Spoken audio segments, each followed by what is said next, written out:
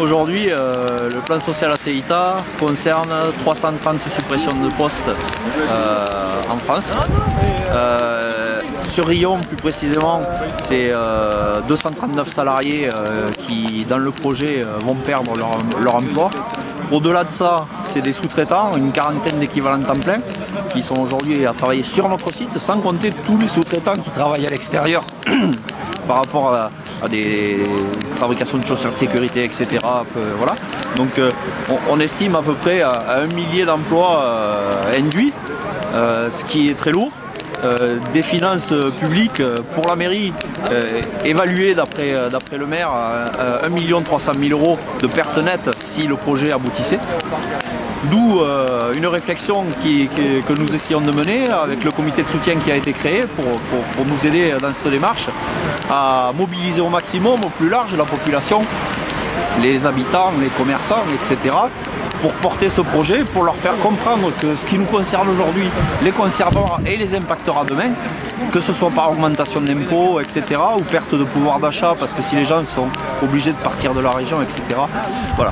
Donc un impact très lourd envisagé, parce que s'il n'y avait que la CEITA, malheureusement, on pourrait dire c'est pas peut-être en soi très grave, mais il n'y a pas que nous aujourd'hui sur les problématiques emploi, il y a beaucoup de projets de licenciement prévus sur les bassins. Il y a eu cette annonce de plan social, pourquoi? C'est pas rentable votre activité? Si c'était ça, mais c'est même pas ça, c'est des milliards de bénéfices d'euros, 90% des résultats d'exploitation qui sont distribués et remontés en dividendes, très peu d'investissement dans l'outil industriel, stratégie purement boursière.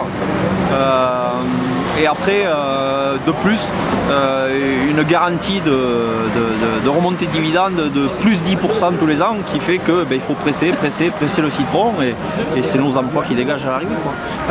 Toutes les pertes nettes d'emplois en France, une partie sont recréées pour la Pologne et l'Allemagne. C'est à peu près une centaine d'emplois créés en Pologne et une vingtaine en Allemagne. C'est quand même... il faut que l'État arrête de faire de la mauvaise foi en croyant qu'un paquet neutre va empêcher les gens de fumer.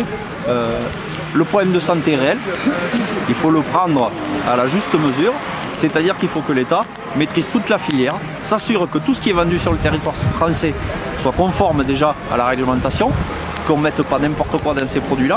Et aujourd'hui, on est la dernière usine de fabrication de cigarettes sur le territoire.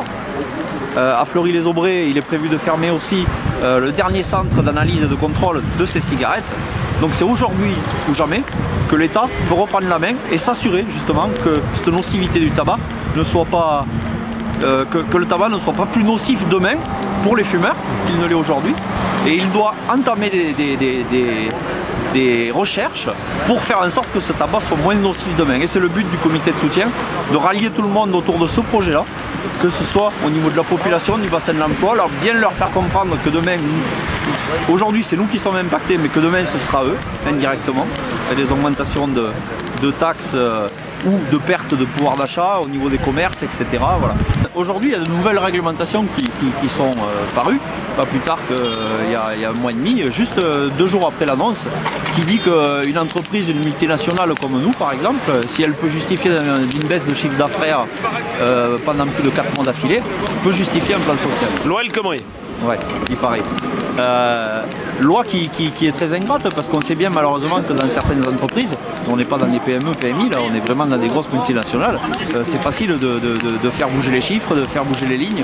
Aujourd'hui, nous, clairement, pour prendre un cas concret de baisse de chiffre d'affaires, le groupe est en train de créer des ruptures sur le marché français.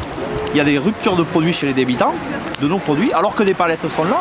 On ne les empêche pas de partir, il suffit qu'on sache le pourquoi du comment. On a aussi des salariés encore à la CEITA, des commerciaux, etc. Des copains au Havre qui sont encore vivants aujourd'hui. Et avec un comportement comme ça, et d'une, c'est mettre en péril le travail de nos collègues à la CEITA, ceux qui resteront. Et de deux, va générer une baisse d'activité et une baisse de chiffre d'affaires généré. Ce qui peut, pour la directe, être très intéressant à dire, ben oui, regardez, ils ont respecté la réglementation, leur plan social est légitime puisqu'il y a une baisse de chiffre d'affaires consécutif. Et malheureusement, donc, on est favorable à reprendre une activité, à alimenter le marché, Alors chacun avec ses moyens, voilà, on n'est pas là pour travailler comme des dingues, on sait qu'on va prendre la porte, mais on a aussi un projet alternatif à porter. Il faut qu'on montre qu'on est capable et qu'on a envie de travailler dedans.